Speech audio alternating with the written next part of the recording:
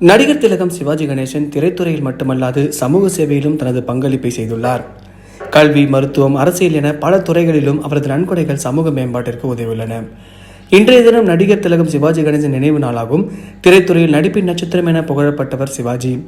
இன்று அவரை நினைவு கூறும் வேளையில் யாரும் அறியாத நன்கொடை செய்திகளை நினைவுபடுத்துவது அர்த்தமுள்ளதாகும். திரைத்துறையில் மட்டுமல்லாது சமூக சேவைகளிலும் இவரது தாக்கம் பெரியதாகும். தமிழ் சினிமாவில் அவரது பெருமையை காட்டிலும் ஒரு வள்ளலாக அவர் வாழ்ந்த விதமே நம்மை அதிகம் ஆச்சரியப்படுத்துகிறது. 1953 முதல் 1993 வரை 40 ஆண்டுகளில் மட்டும் இவர் நன்கொடையாக வழங்கிய தொகை சுமார் 310 கோடியாகும் என்பது ஆச்சரியமான தகவல்.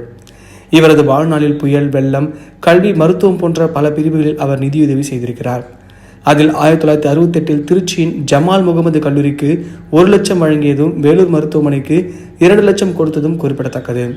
அதே ஆண்டு உலக தமிழர் மாநாட்டுக்காக திருவள்ளுவர் சிலைக்கு 5 லட்சம் நன்கொடை கொடுத்துள்ளார். சிவாஜி நன்கொடைகள் அரசியலுக்கும் உறுதுணையாக இருந்தது. தமிழக முன்னாள் முதல்வர் காமராஜருக்கு கட்சி நிதியாக 3 லட்சம் கொடுத்திருப்பது ஒரு எடுத்துக்காட்டாகும். கோடம்பாக்கத்தில் உள்ள அம்பேத்கர் சிலைக்கு 50,000, வீரபாண்டிய கட்டபொம்மன் சிலைக்கு நிதியுதவி போன்ற பல வரலாற்று செயல்கள் அவரது பெருந்தன்மையை காட்டுகிறது. அன்னதானம், மருத்துவ முகாம், கல்வி உதவித்தொகை என பல வழிகளில் அவர் நேரடியாக மக்களுக்கு உதவியிருக்கிறார்.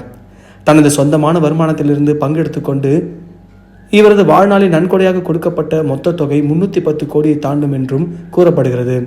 இது அண்மையில் வெளியான அவரது வாழ்க்கை வரலாற்று புத்தகத்தில் கூறப்பட்ட முக்கிய தகவலாகும். உண்மையில் கர்ணன் கதாபாத்திரத்தில் நடித்தவர் வாழ்க்கையிலும் கர்ணனாகவே வாழ்ந்தார் என்பதே உண்மை.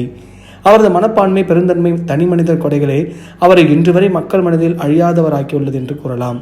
சிவாஜி கணேசன் மீது உலக தலைவர்களும் மரியாதை செலுத்தியுள்ளார்கள். முன்னாள் அமெரிக்க ஜனாதிபதி எசன் ஹேருடன் அவர் சந்தித்த ஒற்றை இந்திய நடிகர் என்ற பெருமை அவருக்கே உரியது. இந்துக்களின் உலகளாவிய மாநாட்டிலும் இந்தியாவின் குரலாக பேச அவரை அழைத்திருந்தார்கள். இப்படிப்பட்ட பல செய்திகள் பொதுமக்கள் மத்தியில் அறியப்படாமல் போனாலும் இன்று அவரின் நினைவு நாளில் இந்த உண்மைகள் நாம் அனைவரும் நினைவு கூற வேண்டியதாகும். சிவாஜி கணேசன் சாரை பற்றி உங்கள் தெரிஞ்ச விஷயங்களை கமெண்ட் பாக்ஸில் பதிவு பண்ணுங்கள். மறக்காமல் நம்ம சினி ஜங்ஷன் சேனலை லைக் பண்ணி, ஷேர் பண்ணி, கமெண்ட் பண்ணுங்கள், சப்ஸ்கிரைப் பண்ணுங்கள் மக்களே.